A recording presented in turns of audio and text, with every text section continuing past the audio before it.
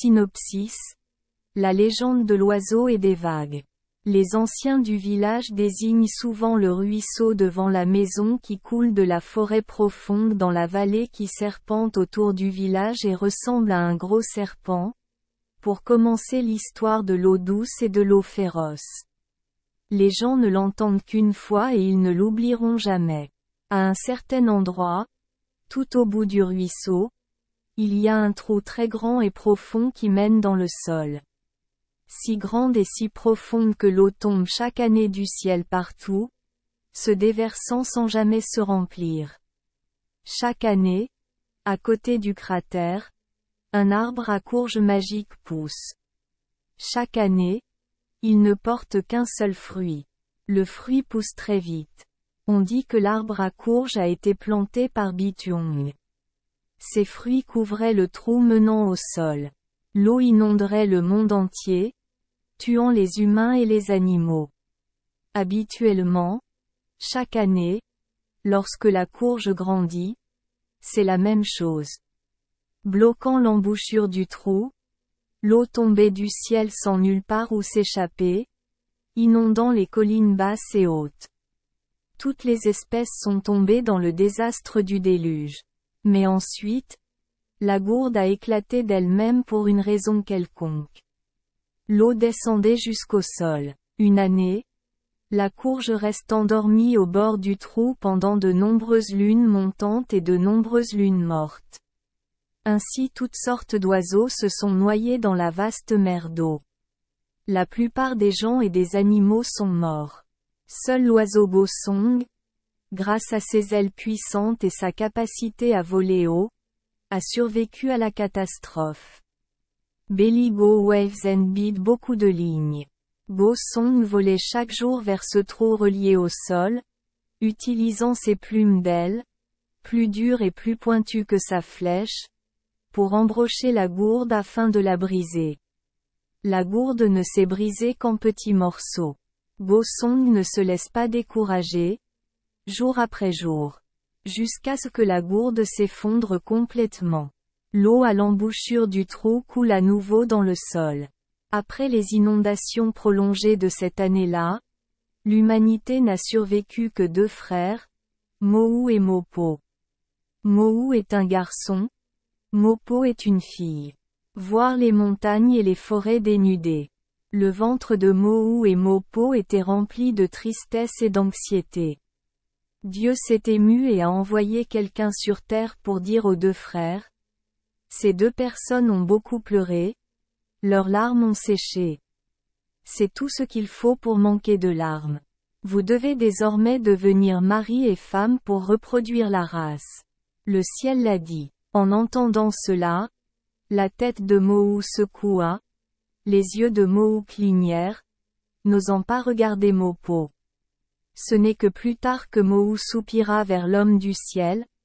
Pas question, homme du ciel. Mopo est ma sœur. Comment pouvons-nous dormir ensemble en tant que mari et femme? Mon estomac n'aime pas ça.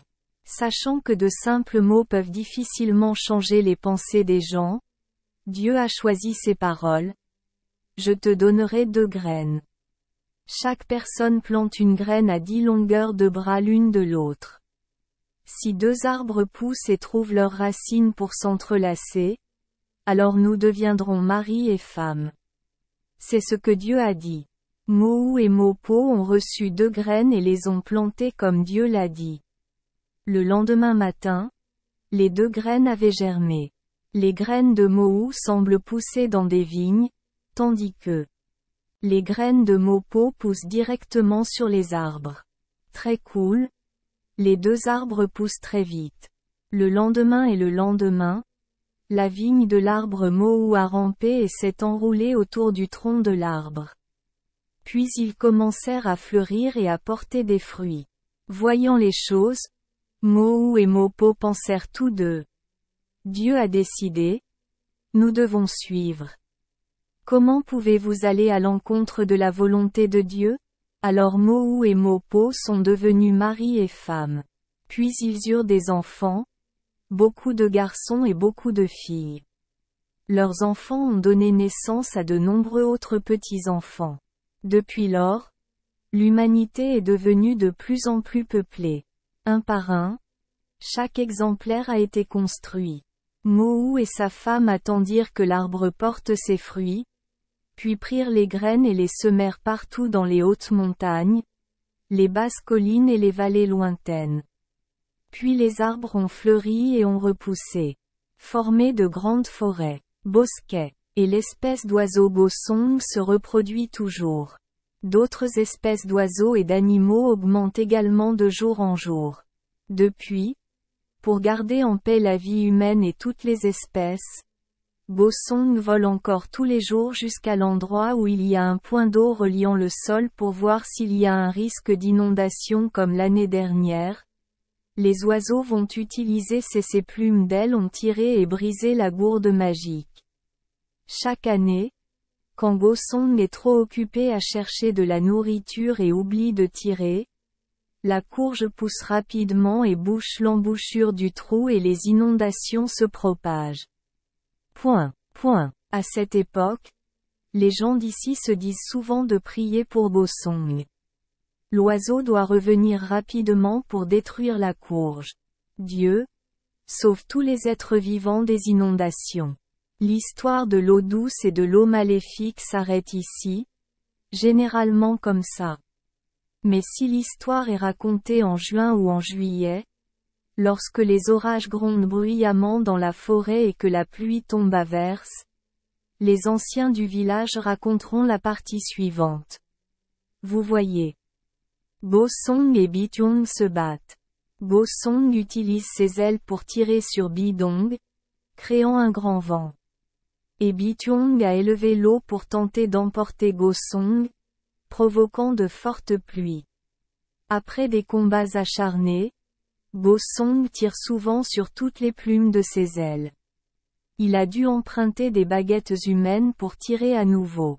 Ainsi, en juin et juillet, les personnes qui perdent leurs baguettes se plaignent souvent moins et cherchent moins. Et quand ils vont dans la forêt et voient Gosong avec les ailes cassées ou les plumes perdues, les gens les ramènent chez eux pour les élever avec soin. Lorsque Gosong eut suffisamment de plumes et d'ailes, il les relâcha dans la forêt. Les gens n'ont pas le cœur de tuer les oiseaux qui les ont aidés à échapper à de terribles inondations, précisément à cause de cette histoire. Merci les enfants des Esperluette Croisillon 39. Avoir écouté des contes de fées au jour Esperluette Croisillon 39. 8. Espérons que les histoires apporteront aux enfants des moments heureux et significatifs. Si vous aimez notre chaîne, veuillez appuyer sur le bouton S Esperluette Croisillon 39. Abonner, pour ne manquer aucune histoire intéressante.